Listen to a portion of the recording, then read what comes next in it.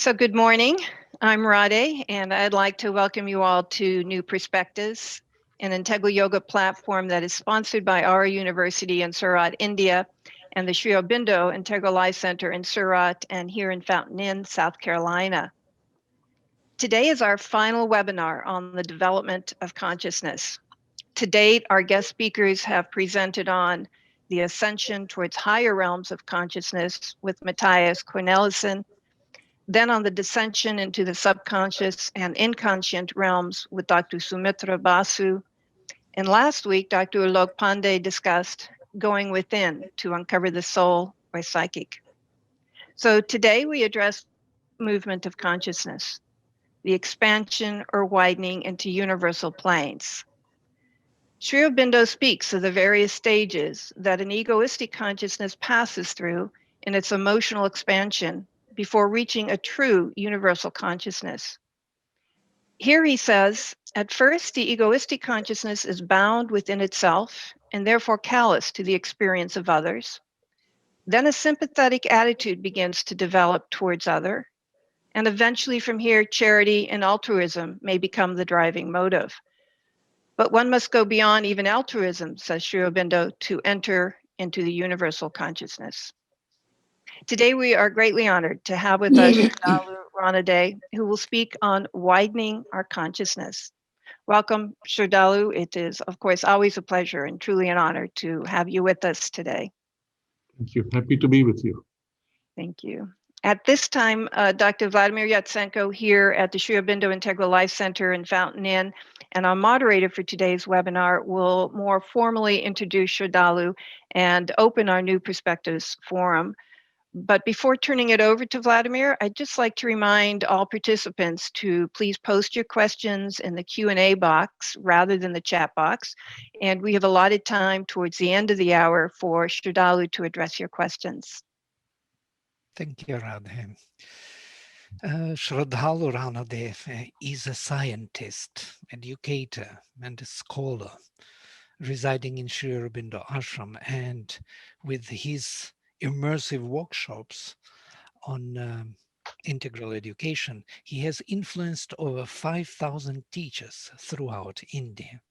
He has traveled worldwide in over 30 countries, delivering lectures and conducting workshops on education, management, self-development, and Sri Aurobindo's integral yoga. We welcome Sraddhalu to shed some light on this profound topic of widening consciousness, why and how it is important for self-realization, and especially within the framework of integral yoga practice. Please, Sraddhalu.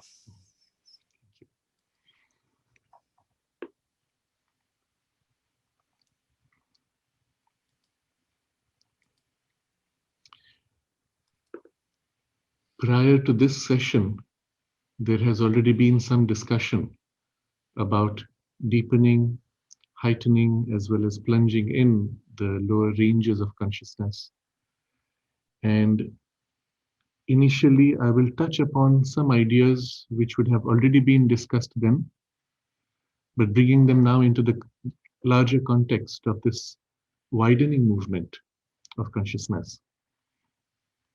In our human journey, our first or earliest memories is of an emergence from an extremely narrow focus of ourselves, a kind of extreme self-centeredness into which we are first born. The nature of that birth is experienced by the soul as a plunging through many layers of consciousness, denser and denser gradations, until it finally joins and fixes itself or binds itself into the physical body of the child. And the physical, biological base of the mind of the child, that is in the brain, is not yet fully formed at that point. And therefore, the entry into the physical body and identification with it is experienced like a tremendous, stunning blow to the consciousness. Everything is suddenly dulled, narrowed, darkened, made heavy, and there is a loss of memory. loss of sense of ourselves, and often a complete loss, in which you wake up as this body that is born. And so, at first, our earliest memory in the physical body is this narrow, little, fragile, dependent center of the universe. Because as a baby, your first instinct is not to be looking out to build relationships outside, but it is to be looking out to take nourishment for yourself. The first instinct nature instills in us is one of growth of our individuality. Into that, there are other complex instincts, but the first drive is the growth of the individuality and the stability and perhaps a more completeness in the growth of the individuality. And so you feel hungry, you cry, you make a sound, and the food comes in. You hurt yourself, you cry, and someone comes and pacifies you and cares for you. And it's as if the whole universe is out there to serve you, which is a beautiful experience. But very quickly, as the individuality begins to grow, the universe also starts tapping on our windows and our doors, asking them to be opened, but not too early. There's a graded process in which the nature's instinct in us takes us to a complete and healthy individualization. If you observe the gradations of consciousness which unfold, even from a biological perspective, you see first the healthy development of the base of the physical body. Your muscles have to become strong enough, your bones have to become strong enough that you can hold your balance and stand and interact, and then the skills of your muscles, and then the fine motor skills, all these. And with it, the emotional opening also grows. But at first, you'll find the baby is fragile and cannot take an intense emotion. Someone comes who is very angry, the child starts crying. He cannot handle vibrations which are contrary to his sensitivity or too intense for his sensitivity. And yet, bit by bit, as the strengthening of the life energies takes place, subsequent to the body's strengthening, the capacity to deal with these also grows, and the child learns now to balance out responses, push back, absorb, hold, modify, throw, etc. And then the mental capacities, which have been slowly preparing, now come into their own, especially in teenage, as the primary drive. Then the completeness of the individual is attained to some degree which is stable enough, let's say at late teenage. And of course, it still continues later, but once it is sufficiently stable, the first correction nature makes to that instinct is to break the shell of this narrowness which was first produced. And there's a logic to it. Unless that individuality is sufficiently strong and stable, an opening of it to a greater possibility would be unstable, precarious, and the individuality might be easily lost. Think about it in this way. Your body is made of substance that's drawn from the universe. You eat, it's gathered, circulated within you, and thrown out.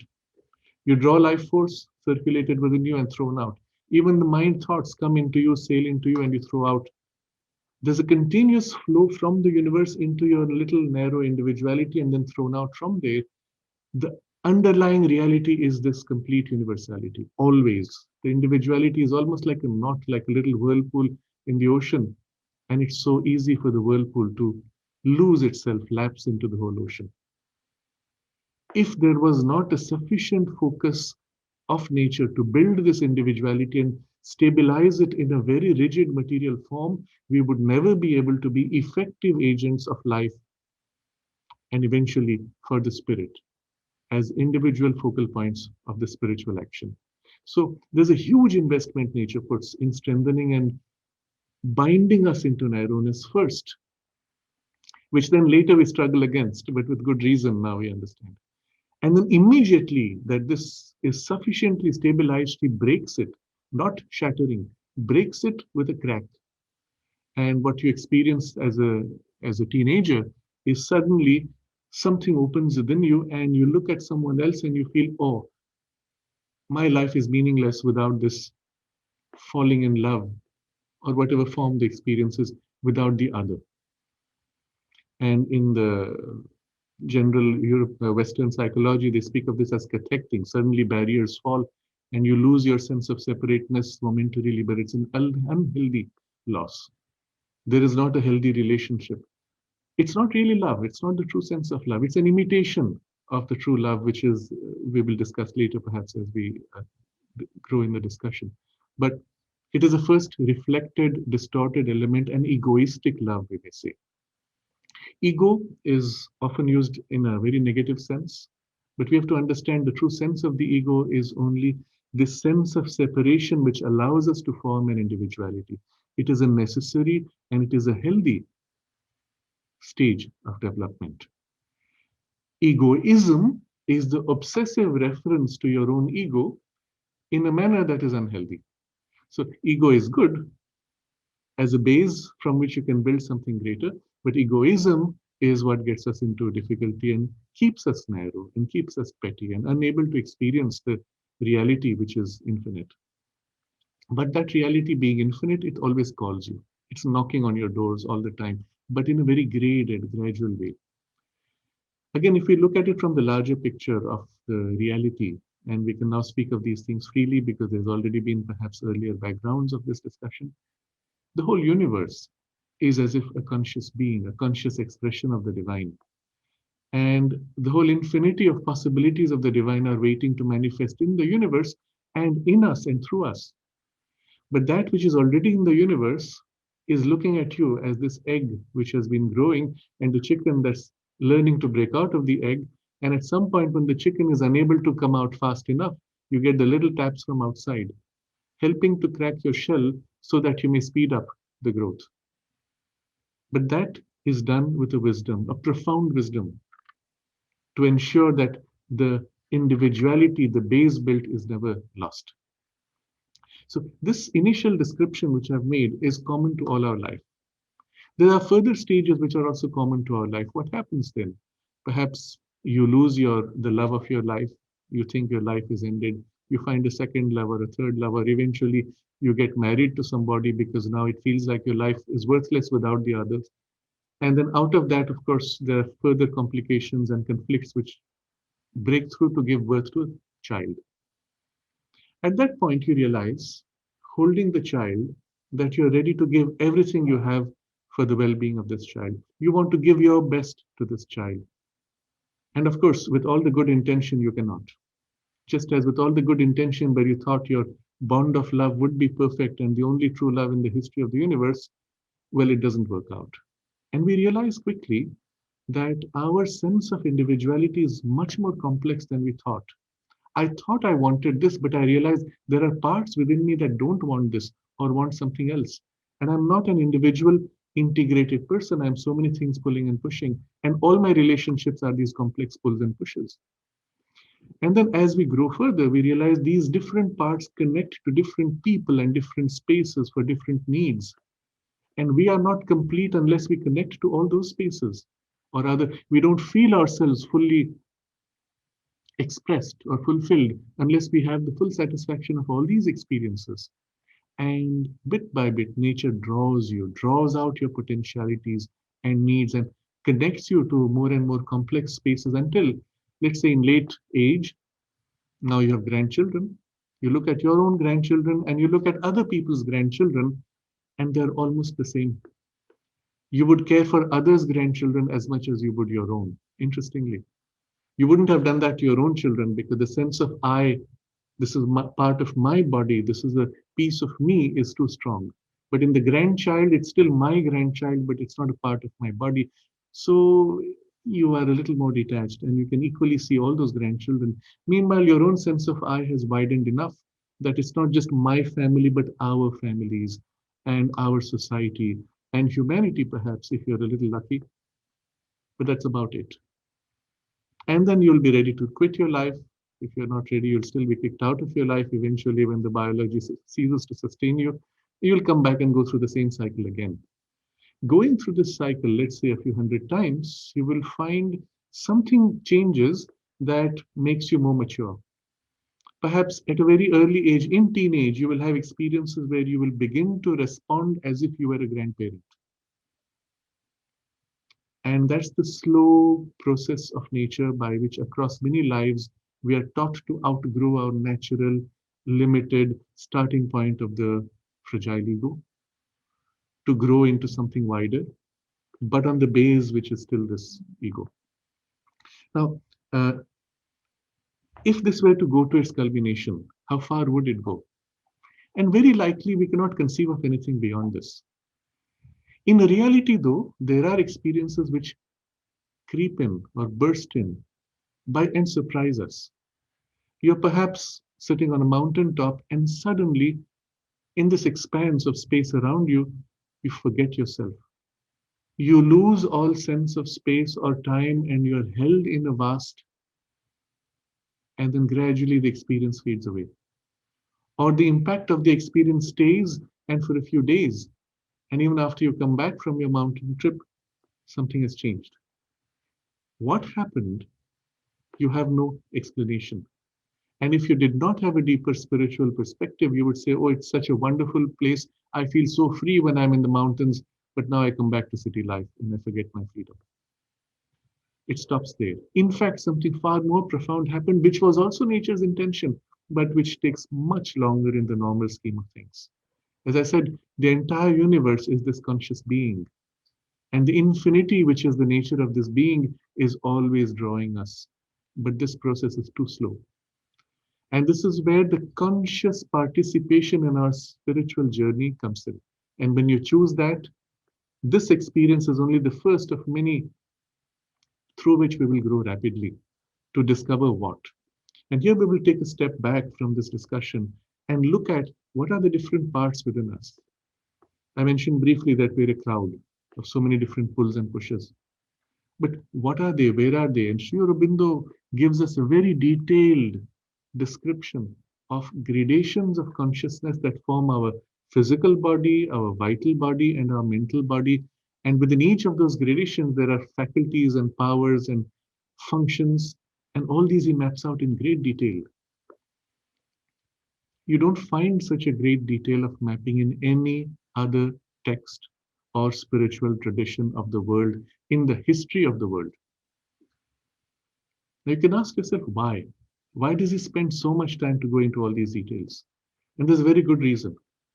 In most of the books or traditions, spiritual of the world, even when those traditions speak of fulfilling your life on earth, but the goal being spiritual, in most of these traditions, there is this implied sense that all this is useful, is a good base, but the spirituality is outside life. And in order to realize that, you have to eventually abandon all this. So make good use of this, but that's where it ends. Sri Aurobindo's Integral Yoga turns this around. The realization of the spiritual consciousness is only the first step. Its full manifestation and plenary revelation in life, as a divine life, as a transformed expression in matter, even in the physical body, of a divine mind and a divine life energy and a divinized body, this perspective changes everything. Now, every single faculty, every single power on every single plane of our consciousness is going to be divinized to express a unique aspect of the divine in the manifestation. And so each of these is important to be not only understood, but its true function known and the process by which it can be liberated to its own full divine potential. That needs to be mapped out. And if you're going to dwell upon each of these separately, well, one lifetime is not enough. But if you're going to drop the whole personality and come into the next, you can keep starting anew, you will get nowhere. So there has to be a faster way. There has to be a way in which we can realize our divine potential and as if flow it into all these powers and transform and liberate them. And this is possible in a single lifetime. And so the framework of the yoga that Sri Aurobindo articulates actually shows you the means to be able to realize this. There is no other such extraordinary, profound, and complete tradition, text, or experience ever described in human history. Sri Aurobindo represents not culmination of the past, he represents a completely new beginning. And I use these are the phrase that the mother used to describe this, the place that Sri Aurobindo has in the spiritual history of this world. It is a complete new beginning, and what is revealed in this framework of the yoga and the means which have been given is also extraordinary and unprecedented.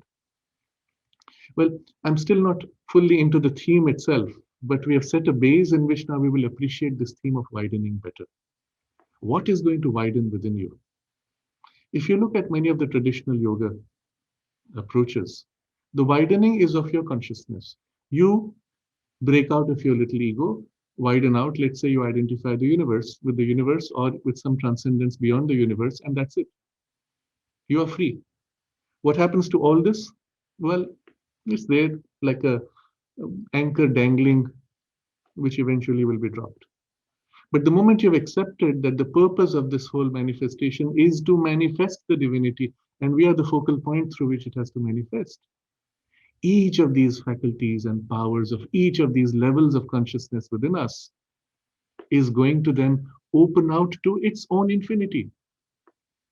Because it is a power of the divine in essence, and it has to reveal the full infinite power that it represents. So now when we speak of widening, it is not merely your consciousness free of these narrow parts becoming wide, but eventually bringing the wideness into all these parts of your whole being. And what kind of an experience would that be? Well, it is right now inconceivable, and at best we can have a few glimpses of it. But those glimpses are so wonderful and so extraordinary that it makes it entirely worthwhile for us. I remember I was traveling in Hong Kong, and it was in the University of Hong Kong. The head of department of computers was sitting with me. We were discussing some of the project he's doing. And he kept using a vocabulary and certain ideas which were too familiar for me. They resonated with certain spiritual things which you don't expect in a computer science department of a university. So I just asked him casually, well, are you part of any tradition? Do you follow any philosophy? He says, no. Do you follow any religion? He says, no. Then I couldn't contain myself. I said, well, where is all this coming from? You're using vocabulary which is so familiar. And then he was a little embarrassed. And then he confided his experience. He said at a certain age, I don't remember now, in his late teenage or so, 18 or 20, at a certain age, one day he just woke up from night sleep. He just woke up and everything had changed. And his experience was, he said, everywhere, everything in the universe was alive. And from everything, I felt this incredible, intense love flowing towards me. And from me, this intense love flowing towards every object, every human being, even the stone, every animal, everything, and to the whole universe. There was this outpouring and inflowing of love from everything in the universe. And he said, I couldn't function normally. So I'm listening with my eyes wide open, my ears wide open. What a beautiful experience he's describing. And then I said, and then he said, well, my friends took me to a psychiatrist. He put me on medication and the experience went away. And I said, what a pity, what a pity. Had you been in India, they would have celebrated you as a saint.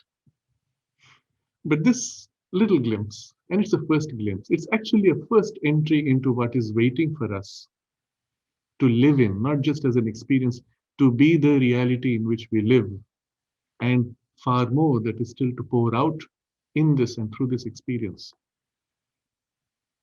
This is only a first glimpse. In your sight itself, you begin to perceive the divinity and the nature of the infinite in all finite objects when the inner sight opens, or in the inner hearing, or in the taste and smell and touch. In each of these contacts of the senses, you would experience the full widening of infinity. Infinity meeting you through a finite point of contact.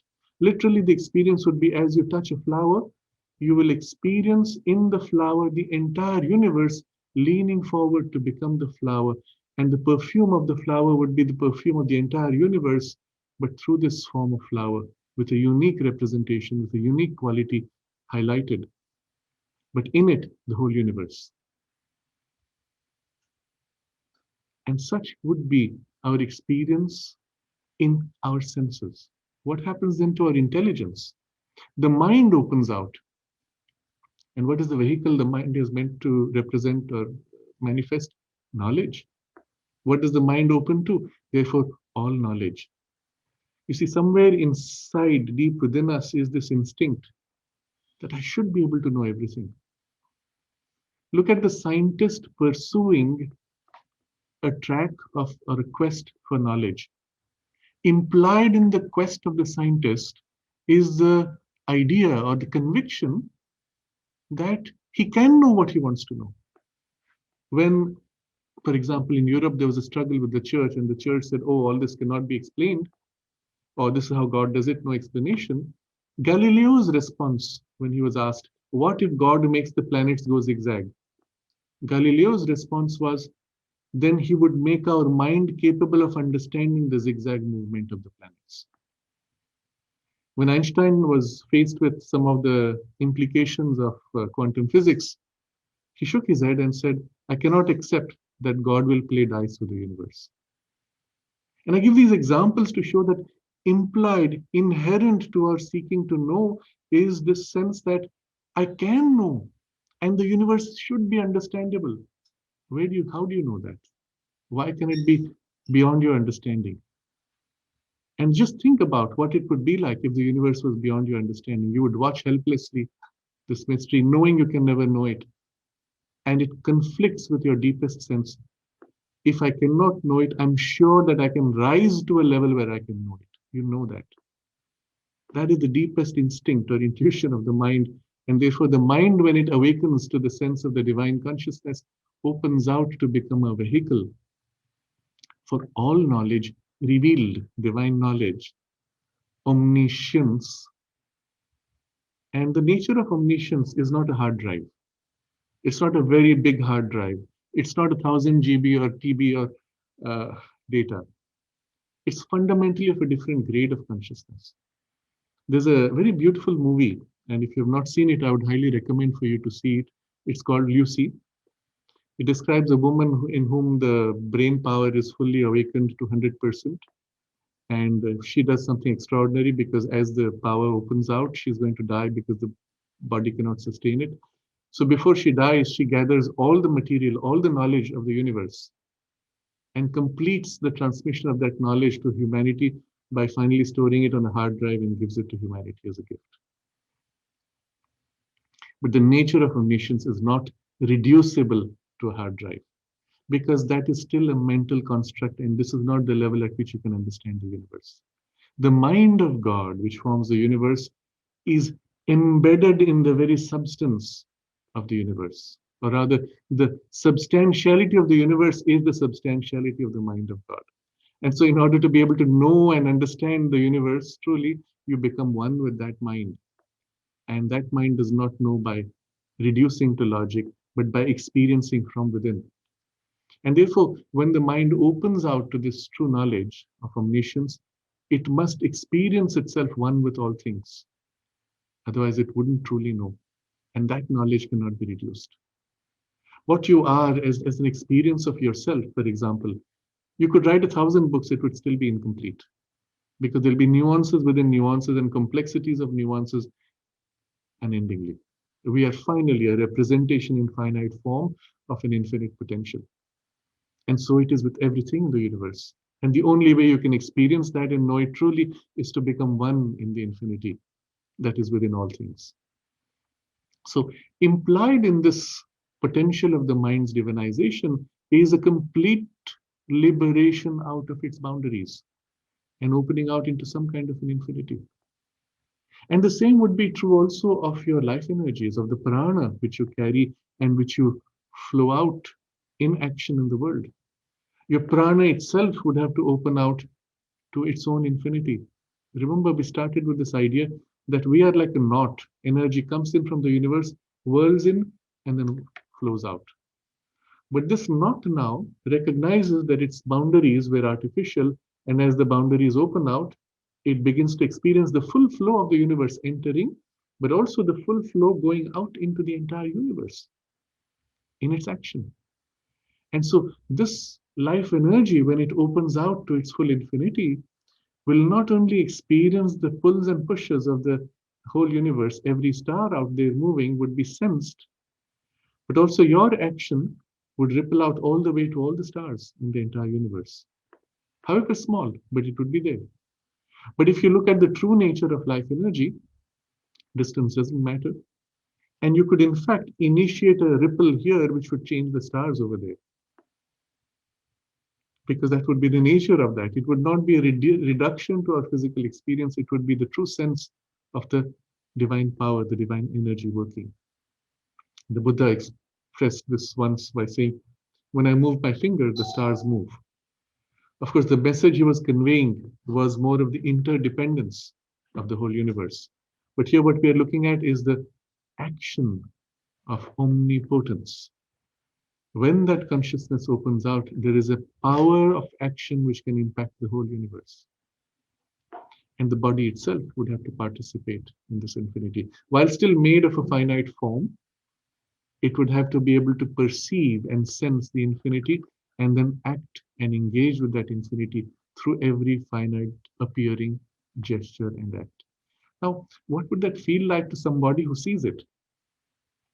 When my teacher, MP Pandit, had his first darshan of Sri Aurobindo, he walked into the room and he writes, he said, he felt as if he was in the presence of the Himalayas.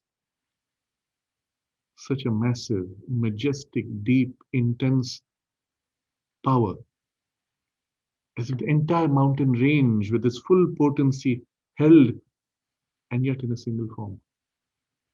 In Savitri, Sri Aurobindo describes all universe held in a wandering drop. I don't know if I have the exact quotation, but something like this. Such, even in the physical encasement being finite, the consciousness which it would express physically would be an expression of the infinite. And the power so great that its action here would be symbolic, representing an action of the whole universe and on the whole universe. Now, I'm giving these as indications because within each of the subplanes of the mind, vital and physical, and each of their powers and faculties, there would be the opening to infinity. Now, this is the sense of the wideness towards which nature is leading us. And now look back at what she does for this.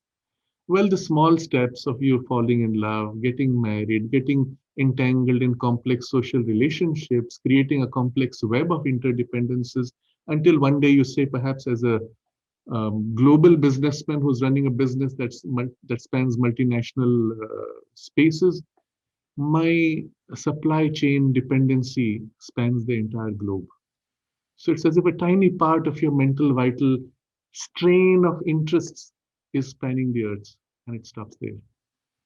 In itself, there is nothing in life which would force you to open out to those higher possibilities. And so what happens finally is not this nature, but higher nature or the divine consciousness invades us, forces itself in to help us wake up. And as I gave the example of the friend in Hong Kong, it gave him a glimpse, but after that he did not pursue it. And the opportunity is as if lost. Perhaps later in life he will awaken to it and pursue it. But for those of us who seek this, remember, on the other side is the divine grace ready to help you and ready to give you the glimpses which will allow you then to grow further and opening out to these possibilities. Now, this is the broad frame I'm offering you. There is something else I have to describe before we move on to the full spiritual method of this awakening. There are today, and it is happening in a way which is not so healthy, but nevertheless we have to recognize its value. There are today tendencies all over the world for people to turn towards drugs. And in many traditions, they consider the experiences that they have under drugs to be spiritual experiences. And we must understand what they truly represent and what is the positive as well as negative aspects of these experiences. So first we recognize that on every plane of our consciousness is a potential opening to infinity, into universality. And so when you take drugs, which have a primarily plant-based origin, therefore primarily physical vital range of impact in us, they only open on their level of consciousness to the perception of universality. And it's not a living in the universality, it is a first opening to universality. That means it's as if your barriers are down and suddenly the light from out there is invading you, just because you can see the sky does not mean you're one with the sky. What happens in the experience of the person who has been exposed through the drugs, the boundaries have suddenly been brought down and he feels overwhelmed by what he sees. And the glimpse of something so vast is still by consciousness which is narrow. So they experience either exaggerated fear or exaggerated elation or all kinds of exaggerated emotional drama. The consciousness is never liberated. There are certain drugs in which they will find themselves, they will say, I feel as if I'm flying, or I feel as if I'm wide. But if you go into the character of the experience, yes, there is a glimpse of a wideness, but it is still an individual floating in the wideness as if flying. It is not a true liberation in which you would be one with the entirety of the wideness. And it is only taking place at the level of the physical vital range. And as a result, influencing the mind. There are still other methods now being developed with technology where they trigger certain centers in the brain through transcranial stimulation, TCS. It's a technology which is still very mature, and it's more like shooting in the blind and provoking things and then having outrageously crazy experiences or even losing your balance. And there have been people who have been put on this thing called the God helmet. It's called God helmet because it is claims to offer you mystical experiences, where stimulation of certain senses, the people begin to see things. Their hallucinations, their see forms, experiences very similar to drugs. And sometimes positive, sometimes negative.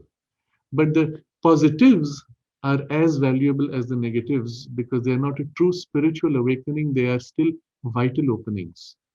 The vital world, Sri Aurobindo explains, is a domain in which you have finer gradations of vital levels, each of which is infinity, and within each of those infinities there are ranges or domains. All the heavens and all the hells belong to the vital. So you can have extremely beautiful heavenly experiences and extremely ugly hellish experiences, and it's still in the domain of the vital. It's not even touched the universality of the mind. But these people, because they don't know anything better, will come back saying, oh, I had this spiritual experience. I went to the fourth heaven or seventh heaven or whatever classification they have from the religious background, with no way to validate whether it's true. And of course, it's true to a degree, but not true the way they think it is. So I'm pointing to these as being also gateways to open to a universal experience, but dangerous because the ego fragile, which I said is fragile, and nature has to work hard to make it strong, that ego can be disbalanced. Not only that, because the boundaries have been forced down outside your control. Things can invade from outside in a way that they can attack you or hook into you. And although later the boundaries you may think have come back because the drug wore off, no, there are holes. And the hooks have been set, and then you're always pulled. You're infected by force, by an energy which is outside your control, unable to free yourself from that entanglement.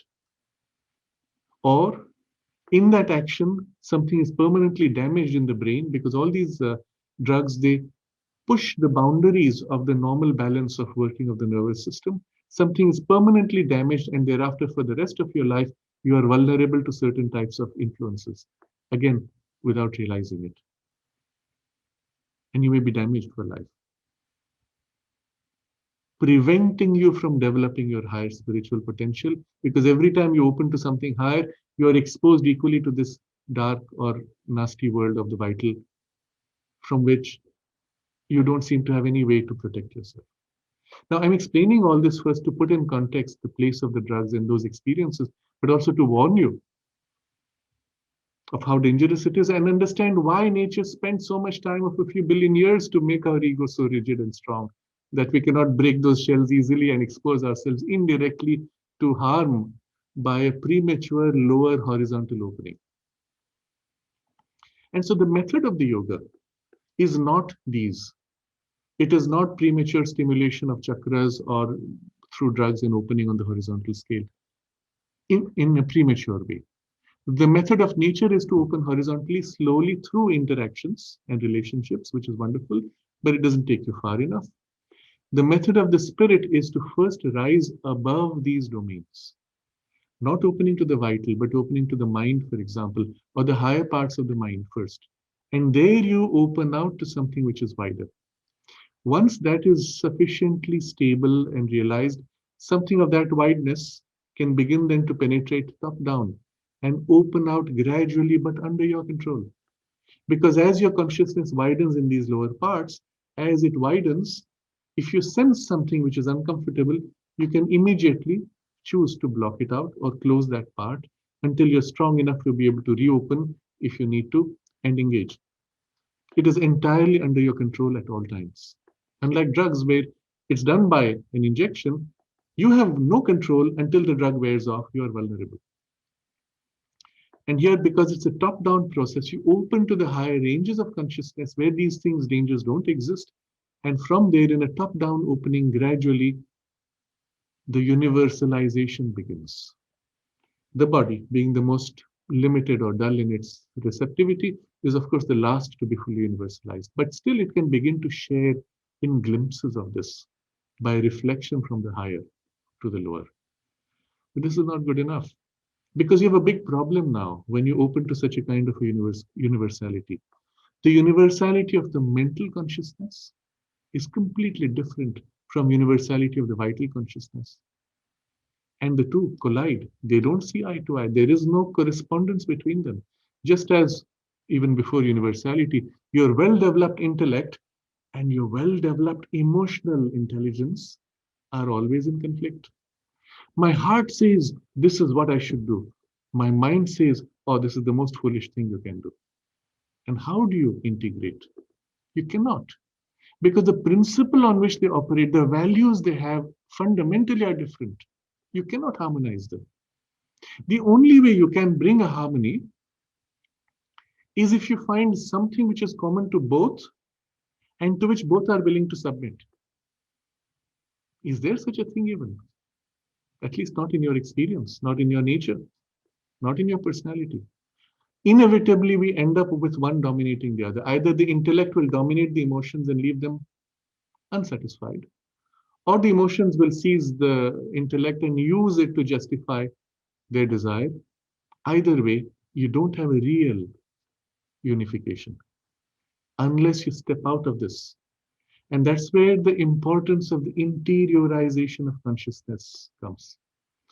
Because, and this is again a unique principle that Sri Aurobindo brings in, which is not seen in any other tradition, and which is only generally alluded to in the Veda, in the description of the Agni.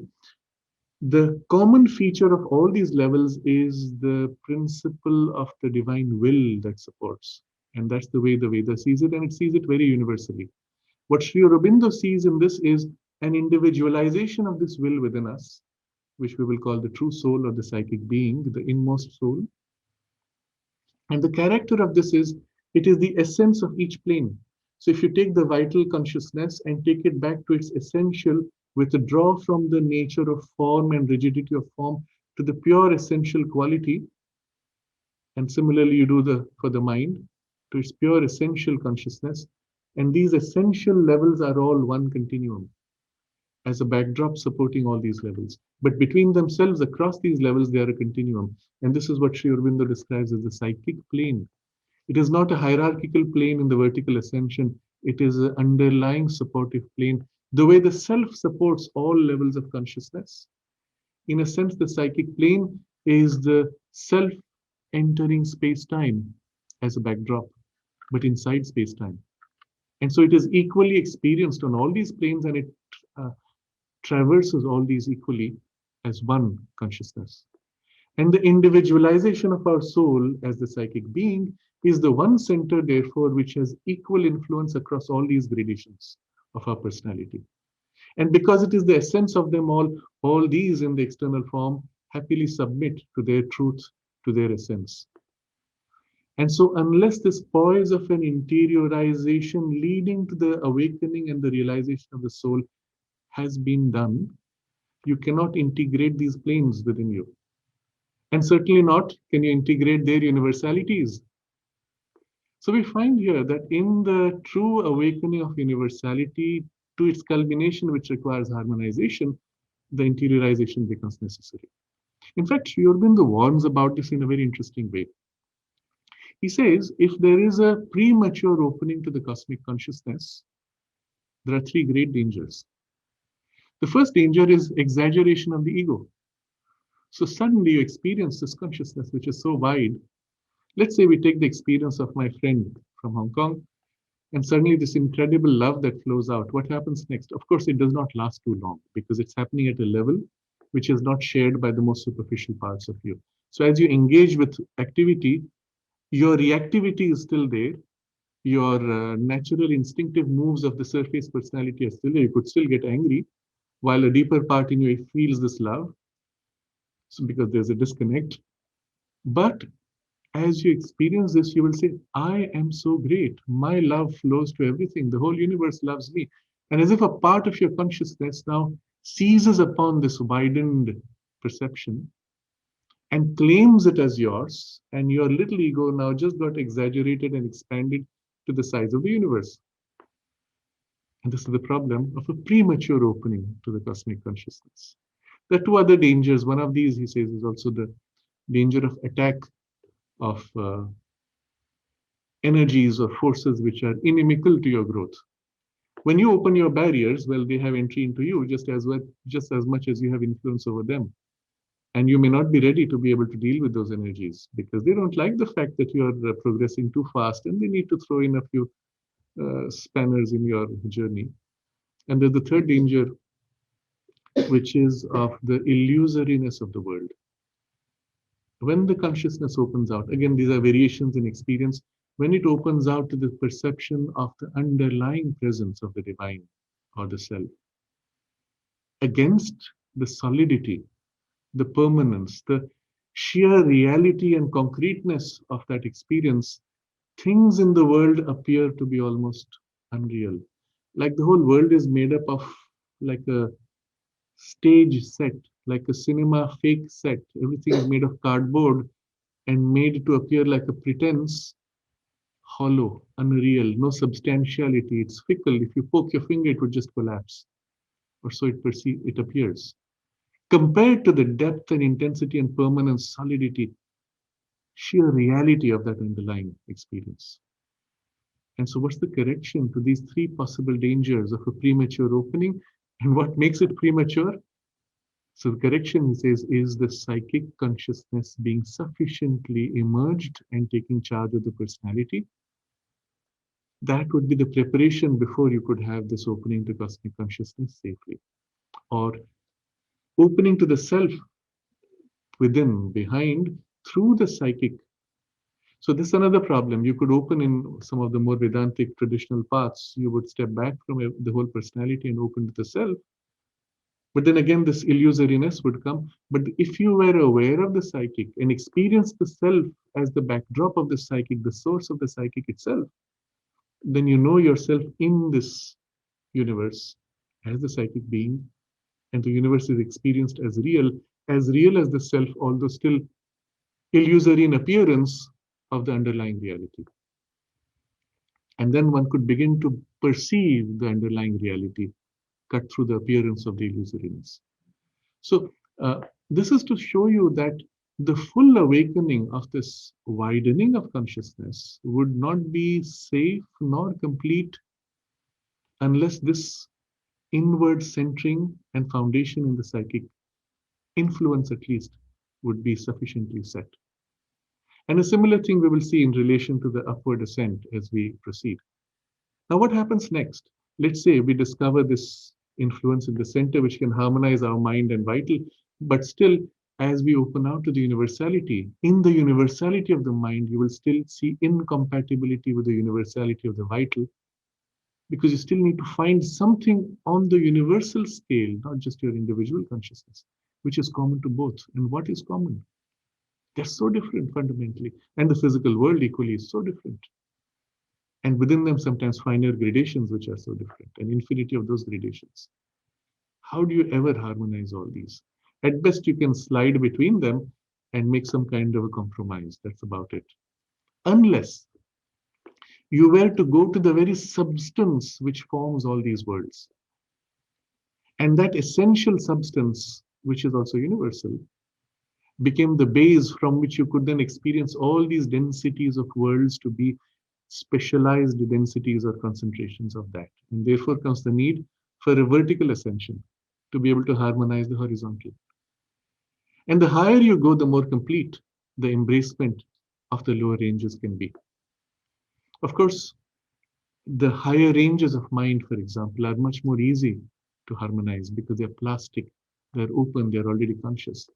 The same consciousness going towards the physical would experience a huge resistance and darkening and an inability to integrate unless you went all the way to the highest, which alone can overcome the lowest.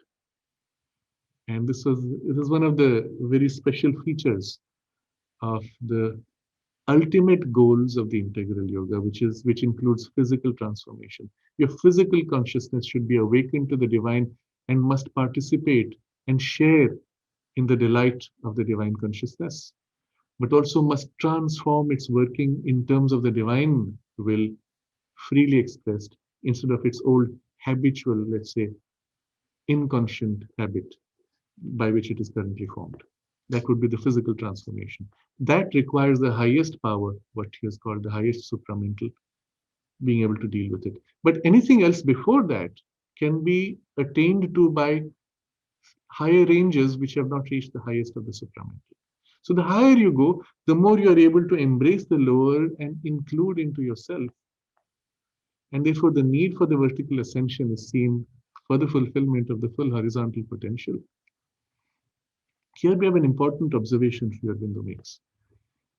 In the traditional systems of yoga, which aim at a withdrawal from life, or which aim at a realization of the absolute, even if they don't withdraw from life, as in Buddhism, the goal is realization of the absolute, transcending the relativities. Just that as a goal, and you can still see the world as a domain of suffering, out of which eventually you will withdraw. But meanwhile, you accept that it is there. But you will live in a consciousness that is free. Even if that be the goal, he says, the error of such a one-pointed ascent, whether through illusion or through suffering of the outer reality, the one-pointed ascent makes one great error. It concentrates on the center and forgets the perimeter. And the error of these experiences is that they know the divine only in its transcendence beyond space, time, and form, but do not know the divine that flows into and embraces space, time, and form. The embrace of the universe, the divine as universe, the horizontal expanse is ignored. And because you chose the divine as only that and not this, well, you are satisfied that you attained to the divine that you had conceived of, but you have not attained to the divine's concept of himself, which includes the universe equally. So he says the correction for these, although we understand the importance of this vertical ascension with initially an exclusive focus perhaps, but it is not complete unless it turns around to re-embrace the world in its full horizontal expansion. The expansion by which the divine becomes the universe on all these planes must then be yours if you are to embrace this manifestation. So now we come to an interesting idea. There is a vertical ascension required, but there is also horizontal expansion taking place for each of these vertical ascensions. And in each vertical ascension, there is a re-embracement of the universe as if. In a sense, this is what nature was doing through the very slow process of evolution. Each time she woke to a new possibility, a new level of consciousness, she turned back on the lower ranges and embraced them and brought them up, recast them in terms of this new consciousness. So when life became manifest, it turned upon matter and drew upon matter and made it living matter as plants or the tissue of our body, or mind taking up this living matter and made the tissue conscious, self-aware, and then expanded the influence of the mind to change nature even and make nature more organized and so on. But it's not transforming, liberating from that higher consciousness. It just changes a little bit and it stops there. It is unable to go beyond. But when we enter still higher ranges of consciousness, the power they bring down is far greater And they can take up and fundamentally transform this working, but also experience the fullness of the universality on each of these levels. And from the highest, we experience all these levels as aspects of the same one universal. Here's the key, therefore. You could go through the slow process of nature.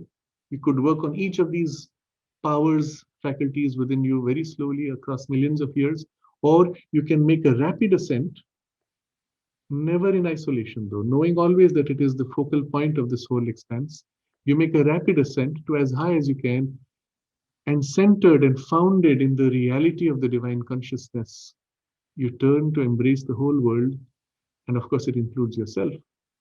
And in this embracement, all these faculties, all these powers now can freely open out on every plane of consciousness to their full universality, to their full completeness, to their full infinite potential that they contain and which they're struggling to reveal. From that single point, turning back to re-embrace. So such is the broad framework, and I'm conscious that I'm simplifying things a lot, but this is how we can first get an understanding of these different directions or dimensions of our awakening. There is an inward awakening necessary even as we grow wider. Otherwise, we cannot really be truly integrated as a person. There's an upward opening necessary and a heightening. Otherwise, we cannot truly integrate the planes in their width. And in the highest divine consciousness, we experience that which is the fulfillment of all these lower planes. And that coming down is the only means by which they can all be awakened and transformed. So this is a very broad perspective of the nature of our human journey that we begin with every little birth, but which we do not have enough time or means in the normal human life to be ever able to complete. And this is where nature can take us up to a certain point and not more. And then she says, that's all I can do, help me.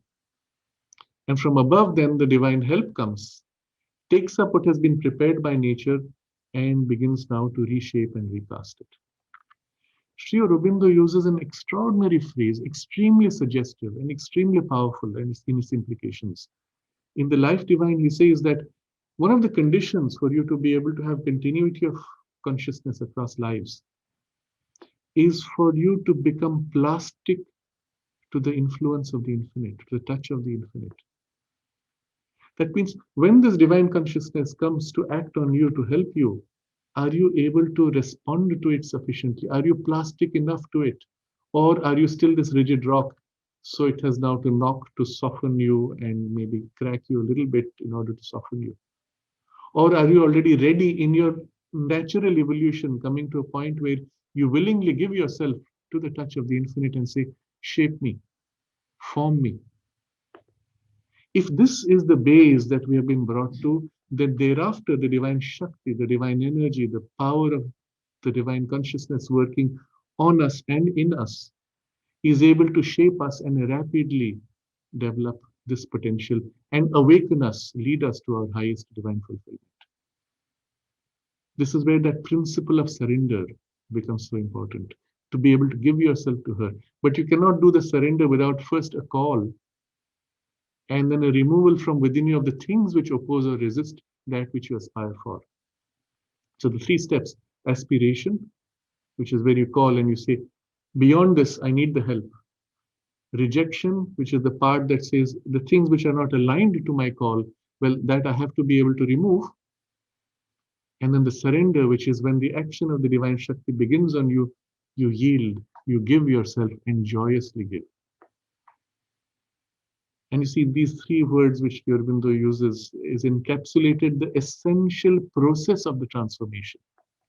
But this must take place in all of our being, in all of our parts, in all their faculties and processes. But you begin with that which is most conscious and most aspiring.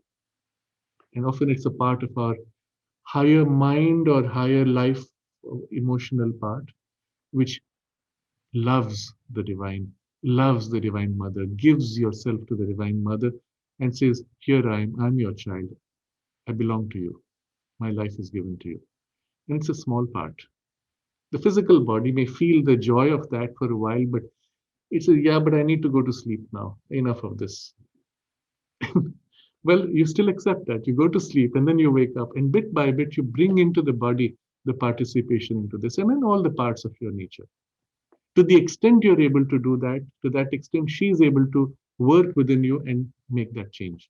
So, the nature of the process of transformation in the integral yoga is also such that not on your strength and pace, which is too little, but on the pace of the divine Shakti, which is infinite, and the strength, which is infinite, that the transformation is actually done and the consciousness liberated to its full potential. So this is the broad framework which I want to share. You will understand the importance of the inward, the upward, as well as the outward or widening of consciousness and liberation of consciousness, and the principal process not only of this liberation but also the transformation of your nature. And in this, you find a kind of encapsulation of the whole perspective of the integral yoga, and even the fulfillment in the full divinization of our life into its infinite potential. I'll pause with this big picture and invite your questions. Thank you, Sraddhalu. It was quite a vision of the whole integral yoga in all the details. Beautiful overview. Of course, there is another kind of way of describing it, from the psychic transformation towards spiritual, and finally to supramental, the way how Sri Aurobindo deals with this. And the psychic is enlarged, our psychic is universalized.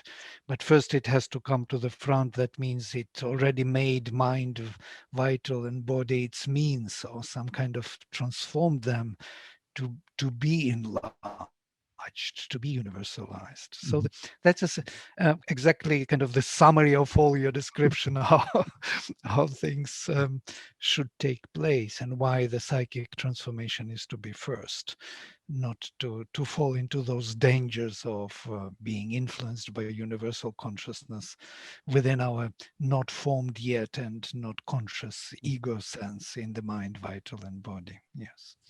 Thank you for this beautiful overview. There are many questions here, and I'm not sure how we should proceed, whether you should read them and select what you want, or I should help you out. What I could do is perhaps merge some of them. Yeah. I suppose everybody cannot see the questions. Is that correct? No, they can't see. So but there's one question about what happens when we study something we cannot understand, and then we come back after a week or fortnight, and then we can understand. There's another question about what happens when we leave the body. Can we choose the time when we leave? And someone asks about the shell of the chick is cracked with infinite wisdom, so that individuality is not lost. What is meant by that? And what specific exercises are most beneficial and supporting for widening consciousness? Difference between prana and consciousness, how do we distinguish? So these are the first few. I'll just touch upon all these and perhaps blend some of them into each other. So first, recognize that from the perspective of the true soul, the psychic being, you have always utter freedom. But the power to exercise the freedom may not be fully developed, because it has still to exercise this freedom through the mind, through the vital, through the physical body, which may not be receptive to it. The psychic being may want something, but the person's surface personality and this narrow ego sense will say, I desire this, and it may go in a completely different direction from the psychic. So there's always a struggle, or let's say, disconnect between the true seeking and the freedom of choice which is there, from the more superficial mechanical parts of our nature, where that freedom does not really exist.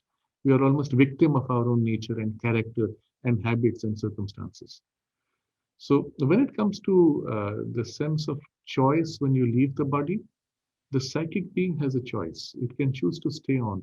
But if the outer personality shell is damaged, or chooses to allow itself to be damaged, the psychic being says, yeah, but what's the point of continuing when I can't do what I want?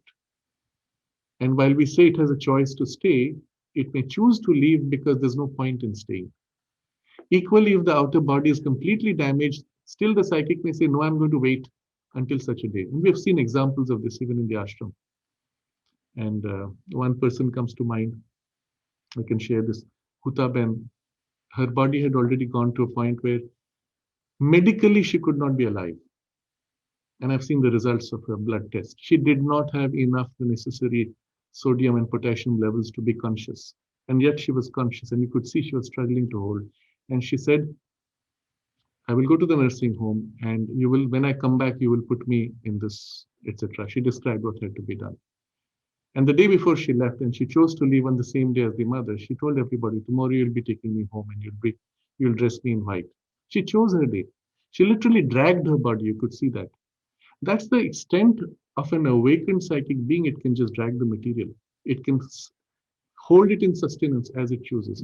Or on the other hand, if there's a gap between the two, the outer personality is blocked. The psychic says, no point. I'm going to start afresh. Or it will ask for help. And the divine help comes and gives it a knock and a crack. You see, the outer personality shell is too rigid. And it needs a blow from outside. Suddenly, all this arrogance of my achievement is lost overnight. And I'm broken as a person. And I start introspecting. And a whole different journey begins. Or a kind of a shock that comes and you question, why am I doing all this? What am I seeking? When the 9/11 attack took place, many people who were working in the building, who came late and so didn't die, they held this shock. They said, what have I been doing all these years? And they chose completely to change the direction of their life. It was an opportunity, the shock, the crack was an opportunity for the inner influence to push forward and seize on that moment to put its influence. And so the crack of the infinite wisdom from outside is there to assist, and often in response to the call of the true soul, which may feel trapped. It is also the basis to understand how we understand things which we couldn't understand. So you read something, your mind is not sufficiently capable of fully appreciating. But the inner person who is you, the true person inside, the true knower, it turns and says, yes, this is good. And from inside out, it puts out in its influence of true knowledge that fills your mind from inside out. And you come back to the same text after a week and say, wow, this makes so much sense. What happened in between was the attempt to understand called for help from the true knower within you, who already has the knowledge, and that true knower put out its true knowledge. But you were too busy turned outward. So the true knowledge could not pop up immediately. It popped up later when you went to sleep, or over the next few days when you were busy with other things, it got a chance to put out its influence. So all of these, I've answered 3 of the questions now. All of these point to one great truth, that your real potential is within you.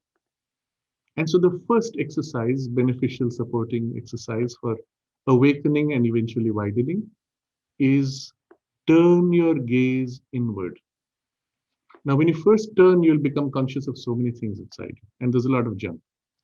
I've known of people who spent hours introspecting and brooding over their thoughts and emotions, which is an utter waste of time.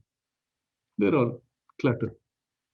Instead, turn that attention to your deepest center, to your deepest aspiration, or there are many ways you can connect or focus upon it. Become conscious of the part within you that loves the Divine Mother. That's through the heart center. Become conscious of the part within in your mind that wants to know and feel and serve the divine. Loves the truth, loves the perception of the divine, loves the sense of the permanence of the divine, or the knowledge that the divine represents. So become conscious of that deepest part of you that is in relation already with the divine, in whatever way that you know the divine. That's your focus. Put your attention on that. Deepen your concentration upon that. Invite its influence and its values to fill you more and more. Refer your decisions to that center or that influence. So that bit by bit, everything you do in life is aligned to and centered around whatever deepest center that you're able to access. By the process of deepening of this concentration, you will actually discover still deeper the true source of it, which goes all the way finally to the true psychic being within you. So this would be a very simple exercise that you could take up as a first base.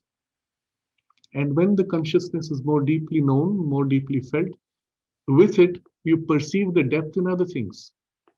So the insight is this: whatever you know within you is what you can know in others or in things outside you. When you become conscious of the deeper ranges within, you perceive those deeper ranges in other people and other things. And automatically, your perception of the universe is felt differently. You feel them intimately yours. Because what you feel in them resonates with what is within you, and you feel them as if somewhere as a part of you. And that resonance becomes your first opening to the true sense of universality, which is not transactional, but in identity. So unless you develop within you the capacity, the power of the deeper identification, you will not be able to experience this. Second exercise would be to open all that you are and your littleness to that which is above you, where your higher ranges are held, which are naturally infinite.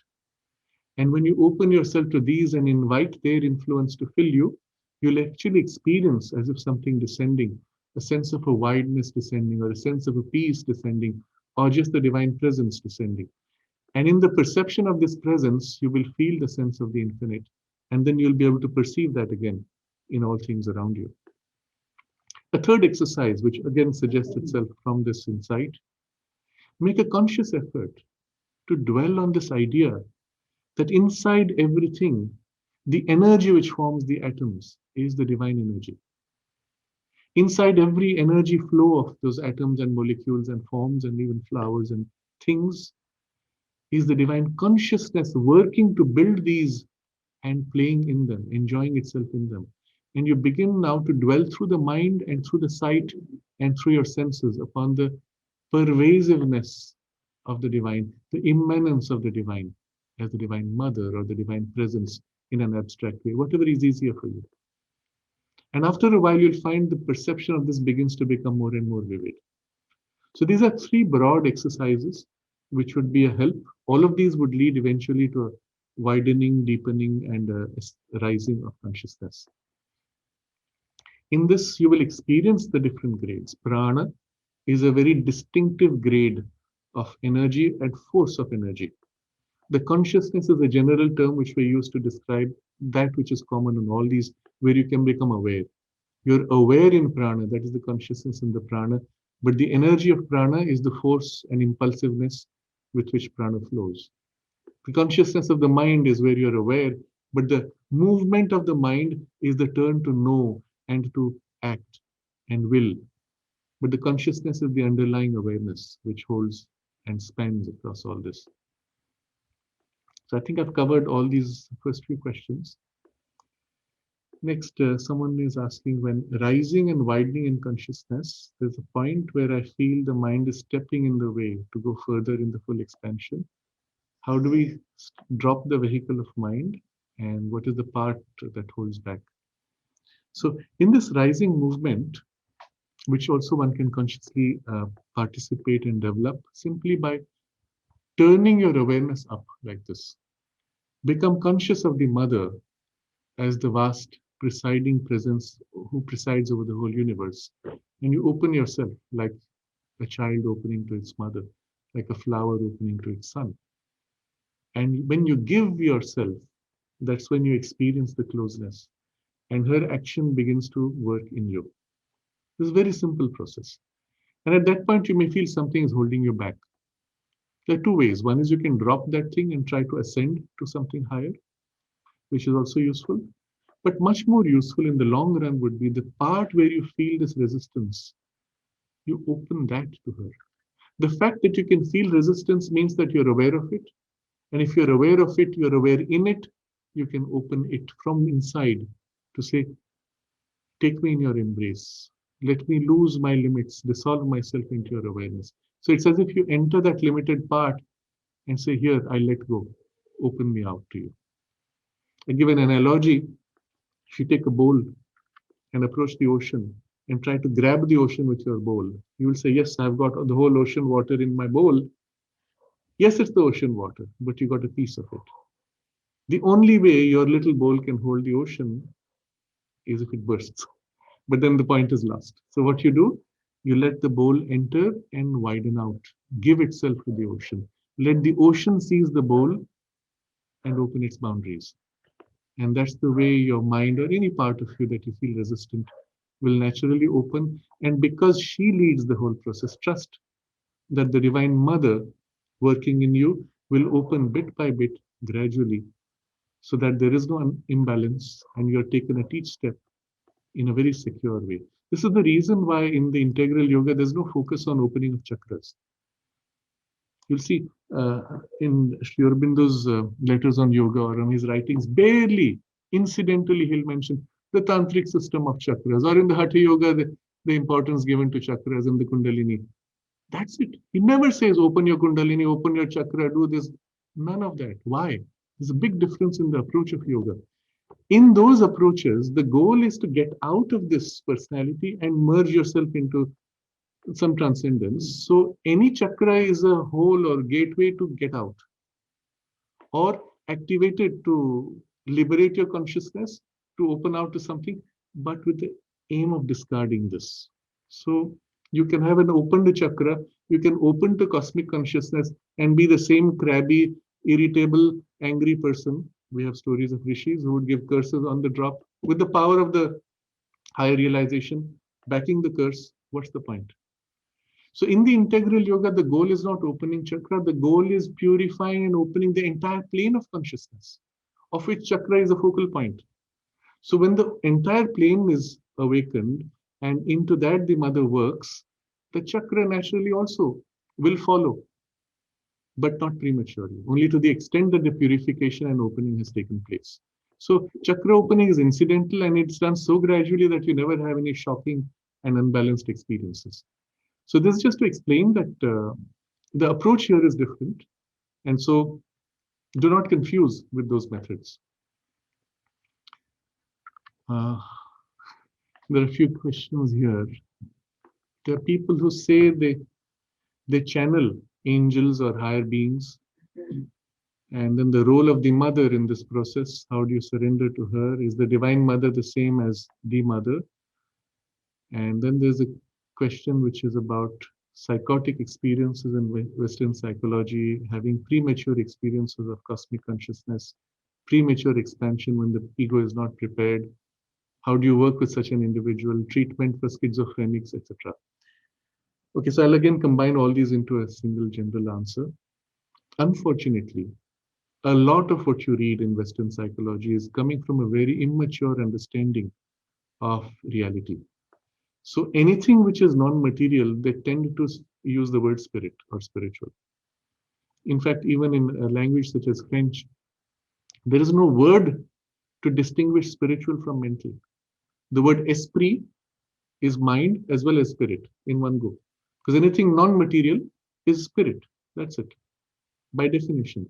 And unfortunately, this division is shot through in the whole Western psychological approach, where initially they started with the idea that all mind processes are products of brain processes. And later, even as they come to a recognition that, yes, there are different levels of consciousness, perhaps, but the old idea that it's all one big spiritual domain is still somehow mixed in. And so what happens is a lot of very crude, low-level experiences are described or presented as spiritual. Channeling by angels or any being, they're all the same in terms of consciousness. They are all links to the vital world. Any being from the vital world could say, I'm here to give you knowledge and lead you away. And you could choose to accept it and say, oh yes, who are you? And the being will say, I'm such and such angel. I'm representative of God. Or if he thinks that you are an admirer of some historical figure, he will say, I am so and so, the head of your religion. And you cannot know the difference. Imagine on the internet, you're on a chat box. On the other side, somebody comes and says, I am so and so. Will you believe it? You'll say, show me proof. The person will send you a birth certificate. Will you believe it? You say, yes, this could be faked. How will you know unless you meet directly with the person and assess their competence by other means? But the problem with these beings is they can be anything and you will never know. And they have the benefit that they can read your mind. So when you try to assess them, they know what answer you expect and they feed you back what you expect. They can even tell you things which you don't know because they have access from the vital plane to all kinds of information of the world. And so they'll tell you, oh, there's a problem which is going to happen tomorrow. They will tell you your grandmother's name. They'll tell you where a particular treasure is hidden in your mother's cupboard. And you'll all validate and say, oh, therefore you must be God. No, you are just a vital being. And there's a reason why. I can give you this assurance. Anybody who communicates with you like this is a vital being and not a divine being. Very simple logic. Because if a divine being came, it could be impersonated by a lower vital being and you would not know the difference. And therefore the divine being will say, I will not allow my communication channel to be hijacked. For this reason, the mother said, she will never channel through people. She will never do automatic writing. She will never communicate through these, people talking through voices and mediums, because there is no way to identify. Anybody can impersonate. She said the only channel which nobody can impersonate or hijack is the contact you have through your deepest center in the psychic being, which feels itself a part of the mother. And therefore spontaneously feels what is the mother's will and her guidance in itself, bypassing all channels which could be hijacked. So the only way she will communicate is through that center. And she gave that assurance right from the beginning, just because she said, they will imitate my voice, they will imitate my handwriting, because that's easy to do from the vital planes. So what I'm pointing out is all these people who channel, whoever they may claim to channel, is not a spiritual being and represents at best some higher vital being or mental being at best. And they also don't find it too interesting to bother with humans. Generally, the higher vital beings do this and do not trust it. At best, you can look at some of that literature and say, yes, it's interesting how much information can come, but the reliability of the information is always questionable. Do not trust. So psychotic experiences unfortunately come into this category, where people have done these practice these things of opening the chakras or done something, or they have an imbalance in their nature, in their nervous system, which has opened them to experiences through drugs. The bulk of their experiences, they may call it cosmic consciousness, is not cosmic.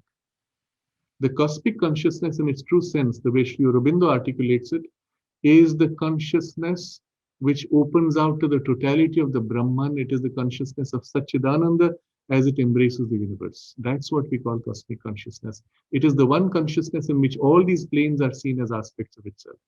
To live in that is the most fulfilling experience. It is liberating and fulfilling experience. What these people describe as cosmic is only an opening to universality at a lower vital level. That's about it. And any universality in their experience, they will use the word cosmic loosely. So be careful when people use certain words. For example, there are healers who will say, I'm doing spiritual healing, cosmic energy healing. No, it has nothing to do with cosmic or spirituality. It is a healing done by pumping life energy, which can be universal. And it's wonderful. But the wording is only, I will say, marketing vocabulary and is not correct. Do not believe just because someone uses a high word. They will say supramental energy channeling. No, it's not. It is just a vital energy coming in, and you should be very practical about these things. The supramental consciousness is consciousness fundamentally of infinity. Unless you are able to live in the infinite, you will never be able to experience the supramental consciousness directly. At best, you will get partial projections of it, which in the Veda are described as the rays of the sun, the intuitive flashes or things from some of the higher intermediate planes, but that's about it. Unless you live in infinity, you cannot even experience directly the supramental, much less direct it. And so when we enter in relation with the Divine Mother, we are a finite who begins to build a relationship with she who is infinite. That Divine Mother is the creative Shakti, Adi Shakti, the original energy, the creative power which forms the universe. She is utterly conscious of you and is within you as the energy that forms even your mind, life, and body. She is in you, and she awakens in you your intelligence and your strength and your heart's love. She also, where necessary, can embody herself in human form for the purpose of a particular action on earth and to help humanity to make a breakthrough in evolution. And such a manifestation we call an avatar. The avatar is a physical embodiment of that divine Shakti who's creator of the universe. But you, because you're human and see through human eyes, will see, oh, this body form. So I give the example of the experience of seeing Sri Aurobindo and experiencing the power of the Himalayas, of that massive infinite presence. And yes, if you are conscious, you will feel that. If you're not conscious, if you're not awake in your inner parts, you will say, oh, nice, sweet woman. We've had people who met the mother and came back saying, oh, she was a nice, sweet woman. That's it. Nothing else touched them. And there were those who had life-changing, universal experiences. One person I had met in the US, and when he heard I was coming from the ashram, he took pains to come and meet me. And he said, the first time he went to the mother, he had come to Auroville for some work, and they said, you must go and see her. He said, okay, old woman, I'll give my respect. He went and met, and he doesn't know what happened. He stood before her, and then spontaneously he knelt before her and experienced this tremendous power of love flowing into him. And then suddenly he had tears in his eyes narrating this. He said, I don't know what happened. I felt layers and layers opening up within me, and I found myself bounced around all over the universe. And all the time there was this tremendous love pouring and pouring in the whole universe as I was bounced around. He comes back from that experience, tears streaming, and he said, for 3 days I didn't know what was happening. I don't know how I ate food, how I walked. I don't know what I did. For 3 days I was in that experience, and then it subsided. And then what happens next? He just come to help in Auroville. And he sends word to the mother. My teacher, MP Pandit, was the secretary to the mother. So he took the message. The man said, Mother, I don't know what to do with my life now. You see, it was not a premature experience. Mother gave it to him because he was ready for it. They said, I don't know what to do with my life. I can't join the ashram or Auroville. I'm not ready for that. But I can't live my normal life anymore. Interestingly, you'll be surprised, Mother sent a letter addressed to the Dalai Lama, introducing this man to him, sent the letter to him and saying, go and help the Dalai Lama. Now you'd wonder why. Why didn't she say, go and help in Auroville? She saw the soul's purpose and the mission it had come to do, and she directed him for that purpose. And this man played a significant role in the emergence of the Dalai Lama as a global figure and so on. But this is to tell you that this embodied form that we know as the mother, that we name as the mother, whatever her birth name might be, is that Shakti embodied. According to our capacity, we may see her in this form only, or we may see this form as the gateway to her universality and her cosmicity and her transcendence as the Divine Mother. And all of these are simultaneously aligned in this center for the duration of that physical body's physical existence. And that's it. So the mother said, this body has no value. You'll be surprised when she said that. It has only as much value as humanity chooses to give to it. Because for her, she is living in that consciousness. The body is only a focal point. If you choose to give that body the necessary value, then yes, through that body, she can give you a certain help. If you don't focus on that body, she can give you the same help directly also. It does not matter. So to this question about, is this the Divine Mother, I will simply say that depends on you. If you choose to see in this form the Divine Mother, if your soul recognizes, oh, this is the Mother, and gives itself, yes, the form is your focus, but the form is only an entry point to she, who is the Divine Shakti. And at some point you can close your eyes and go through the form into the infinite love that she embodies, that she manifests. And that's really the gateway of the sadhana. So I think maybe we can, it's up to you now, Vladimir, do you want to take it forward? Shall we take other questions or should we close now? Yeah, thank you, Sraddhalu. I think we are just half an hour over our time. And I think it's a good wonderful point to pause upon.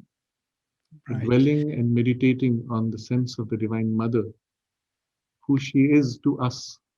And I will put it this way, whether you recognize her in this particular form of the Mother or not, know the Divine Mother, put yourself in her hands, and to the extent that you're able to put yourself in her hands, she will be able to act upon you for the transformation. I'm going to refer to a letter of Sri Aurobindo where a disciple asks him, so and so has told me that if I surrender myself entirely to the mother, then she can transform me in an instant. Is it true? Think about what Sri Aurobindo might say. His answer is yes, it is true. If you put yourself entirely in her hands, if you surrender yourself entirely, then she can transform you entirely in an instant. Think about the implications. The problem, though, is we cannot surrender ourselves entirely because we're not even conscious of ourselves entirely. We can only surrender the part we are conscious, and even that too with difficulty. So the key is going to be your relationship with the Divine Mother in whatever way you conceive of her, whatever form, gateway you may use. And perhaps you come from a different tradition where you know the Divine Mother in a different name or through another form or another name, doesn't matter. Put yourself as the Divine Mother, not some intermediate power, as the Divine Shakti who is above all. Even if it was an intermediate power through which you knew, don't stop with the power, go to that which is the source of all powers, all Shakti, and open to her. In the part in which you're conscious and which is ready to give itself, and it may be a tiny part, doesn't matter. But in that part that you open, she will fill herself, and through that part, increase the consciousness in the rest of you, which then bit by bit will turn and learn to open, through which more will open, and so on. So there'll be a continuous interchange of your consciousness with hers, through which this yoga will be done primarily by her, but with your participation and support, not against your will, with your conscious, willing, joyous self-giving and participation. And so the nature of this sadhana is also, Sri Aurobindo says, the sunlit path, because it is not a painful process. It is not a struggle. It is not a battle. It is not a suppression and destruction of your instincts. It is the turning of your instincts, turning of your consciousness to her in joy. And so each step of the journey is joy to greater joy and not struggle, not suffering. Spiritual life is not meant to be suffering. Suffering is not sadhana, it is perversion of sadhana. The nature of the integral yoga is a journey from joy to greater joy, from consciousness to greater consciousness, and from closeness and intimacy to greater intimacy, and deepening in the intimacy, depth, wideness, and height of the Divine Mother's consciousness.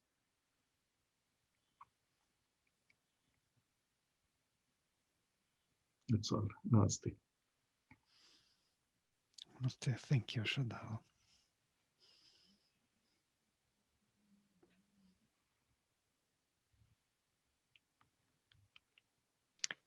And before everybody signs off, I just wanted, well, one, of course, thank you so much, Sraddhalu. I just personally feel so full right now, and we'll need time to process all this. But I didn't want to end with at least just a reminder to everybody that's on that Dr. Sumitra Basu has graciously agreed for the next 2 Sundays, January 31st and February 7th, to hold a review and Q&A session as a follow-up to his New Perspective webinar a couple of weeks ago on the descent into the subconscious and inconscient realms. And also next Saturday, January 30th, Gerard Quirk presents part 2 of The Coming Age of Mental Subjectivism with a talk on the myth of Atlantis. So we hope to see you there. We just remind everybody, I got so many emails of people not being able to get in because we reached our maximum of 100 participants.